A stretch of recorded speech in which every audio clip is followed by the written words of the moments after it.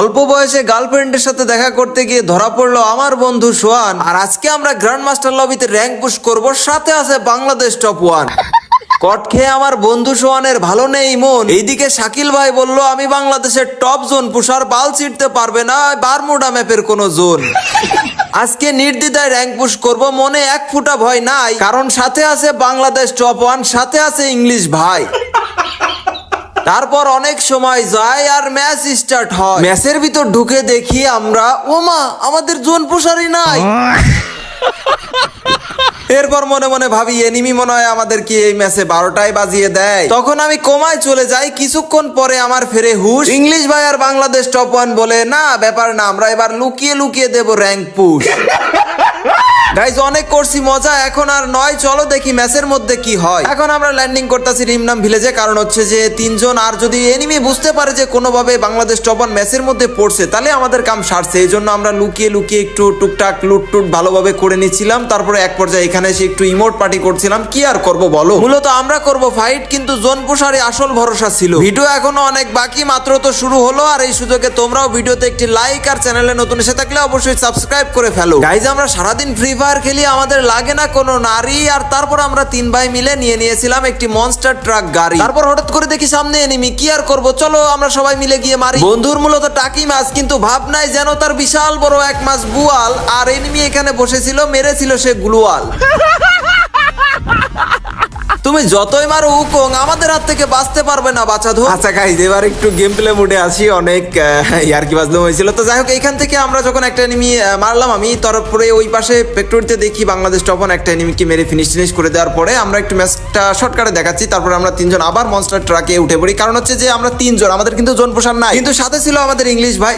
আরে আবারও শুধু ছন্দ মিলে যাচ্ছে। যাই হোক, তারপরে এখানে আমরা চিন্তা ভাবনা করি যে একটু এই ঘরে ক্যাম্প করি, কেননা হচ্ছে যে আমরা যদি একটু রাশ দিয়ে, মানে নর্মালি তখন জোন পুষারই হচ্ছে বর্তমান র্যাঙ্কের মধ্যে হচ্ছে একটা ভরসা হয়ে থাকে যে অনেক আমরা এনিমি মারবো, কিডি মারবো, আর তুই হচ্ছে আমাদের রিভাইভ করবি। হ্যাঁ, এখন বর্তমান সবাই র্যাঙ্ক পুশ করে হচ্ছে র্যাঙ্কে গিয়ে উড়াদুরা কিল টিল করা শুরু করে, আর এদিকে জোন পুষার ওর মতো টোকেন গোছায় ও রিভাইভ করে। কিন্তু দুঃখের বিষয় হলো আমাদের এই ম্যাচটাতে স্টার্ট দেওয়ার পরে আমাদের জোন পুষারটা নেটের কারণে হয়তো বা ঢুকায়নি ওর। তবে হচ্ছে আমাদের সাথে বাংলাদেশ টপ 1, সে কিন্তু বর্তমান গ্র্যান্ড মাস্টার টপ 1 এ আছে। আর এই পরিস্থিতিতে এসে সে যদি এরকম হুট করে মাইনাস খেয়ে যায় বা নেমেই মরে যায়, তার কিন্তু অনেক বড় একটা ক্ষতি হয়ে যাবে, কারণ সবাই ট্রাই করে গ্র্যান্ড মাস্টার টপ 1 এ যাওয়ার জন্য। এই জন্য কিন্তু সে যদি অনেক বেশি মাত্রায় মাইনাস খায়, সে কিন্তু গ্র্যান্ড মাস্টার টপ 1 থেকে নেমে যেতে পারে। এই জন্য আর কি সে এই ম্যাচটাতে যেহেতু জোন পুষার নাই, জোন পুষার তো আর বারবার রিভাইভ দিতে পারবে না। এই জন্য আমরা এইভাবে 3 জন একসাথে থেকে এবং এই পরিবেশে আমরা হচ্ছে খুব সারভাইভ করতেছিলাম এক কথায়। আর এমন সময় বাংলাদেশ টপ 1 ভাই বলে যে উপরে এনিমি আছে, উপর থেকে আর কি ল্যান্ডিং করতেছিল রিভাইভ পাওয়ার পর। তো আমি হালকা করে একটা হেড দিয়ে আর নিচে একটা ড্যামেজ খাওয়ার পরে সে কিন্তু ডেড হয়ে যায়, আর আমাদের মাত্র 2টা কিল হয়। আমি আগেও বলেছি গাইজ, র্যাঙ্কে কিন্তু আমি আহামরি এতটা প্রো প্লেয়ার না।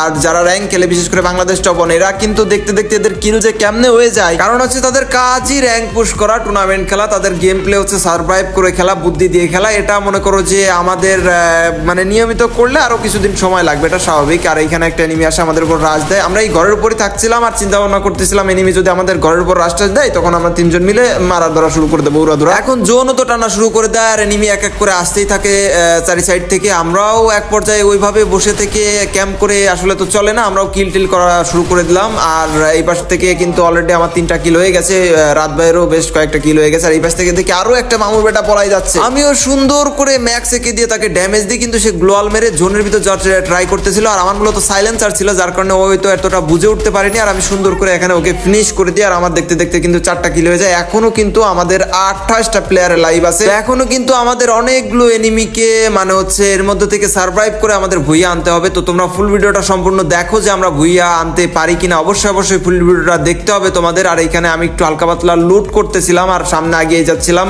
আর এই পাশে বাংলাদেশ টপ 1 ওইখানে একটু হোল্ড করেছিল, কারণ সে এখন যা শুরু করবে। ও ভাই ভাই ভাই ভাই আমার উপর থেকে ড্যামেজ দেওয়া শুরু করে। আমি এখানে সুন্দর করে একটু মেড কিট করে নিচ্ছিলাম, কারণ হচ্ছে যে মরা যাবে না, মরে গেলে আবার যদি রিভাইভ দিতে যাই, এমনিতে আমি বারবার মরে যাই র্যাঙ্ক পেজের ভিতর। আর এখানে বাংলাদেশ টপ 1 যে কারণে বসেছিল সে হচ্ছে মনস্টার ট্রাক নেওয়ার জন্য আর কি। আর তারপর আমরা মনস্টার ট্রাক নিয়ে সুন্দর করে এনিমিদের উপর গুতাগুতি দেওয়া শুরু করে দিই। আর এনিমিও কিন্তু ভরপুর এখন গাড়ি ঘোড়ার গেম হয়ে গেছে, বর্তমান কিছু বলার নেই, তারাও কিন্তু একদম গাড়ি ঘোড়া চালিয়ে যাচ্ছিল। আর এই পাশ থেকে জোনের দিক থেকে অনেক এনিমি আসতেছিল, আমরাও ট্রাই করতেছিলাম গাড়ি দিয়ে গুঁতো দেওয়ার জন্য, কারণ হচ্ছে যে আমরা যদি এখানে নেমে পড়ি, অলরেডি কিন্তু ইংলিশ ভাইয়ের লাইভের দিকে তাকালে বুঝতে পারতেছো তার করুণ অবস্থা, কিন্তু সে কিন্তু অনেক হার্ড গেম প্লে করে র্যাঙ্কের ভিতরে এসে। হ্যাঁ, তো তো এখানে আমরা গাড়ি নিয়ে বেড়াচ্ছিলাম, কারণ হচ্ছে যে আমরা কিন্তু যদি এখন নেমে রাস্টাস করতে যাই চারি সাইডে এনিমি কোন সাইড দিয়ে মেরে দেবে, এটা হচ্ছে ভয়ের বিষয়। আর এইরকম বুদ্ধি মনে করো যারা র্যাঙ্ক পুশ করে নিয়মিত, এদের মাথা থেকে আসার এখানে একটা এনিমিকে ছক্কা মেরে দেওয়া হয়। আর এই পাশ থেকে আমরা আবারও একটু এখান থেকে ঘুরছিলাম, কারণ এই দেখো গাড়ির কি অবস্থা, এবং এনিমিও ছিল এই পাশ দিয়ে অনেক। এই ম্যাচের মধ্যে কিন্তু গাইজ অলরেডি জোন পুশার এটা ওটা প্রো প্লেয়ার অনেক, কারণ এখানে গ্র্যান্ড মাস্টার টপ 1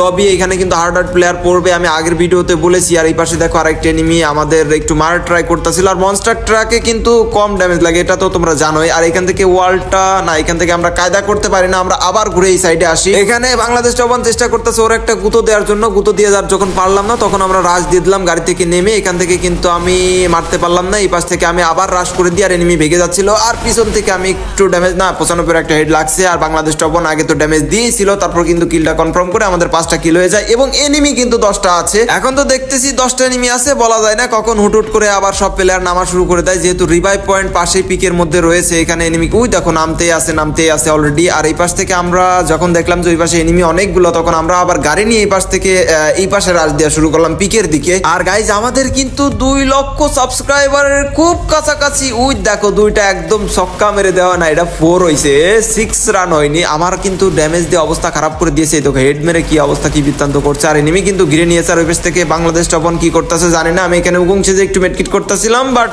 জোনে আমার উকুংটা ভেঙে দেয়। তারপরে এখানে যেই লেভেলের যাতাযাতিটা হচ্ছিল, আমি তারপরে দেখি এখানে বাংলাদেশ টপ 1 ওই দুইটারে মেরে ফিনিশ করে দিছে, এবং এখান থেকে আমরা গাড়ি নিয়ে বেরোয় যাচ্ছিলাম। আমার জোনে কিন্তু অনেক ড্যামেজ দিয়ে দেয়, আমি গাড়িতে উঠে মেডকিট করা শুরু করে দিই। আর যে কথা বলছিলাম গাইজ, আমাদের কিন্তু 2 লক্ষ সাবস্ক্রাইবারের খুব কাছাকাছি একদম।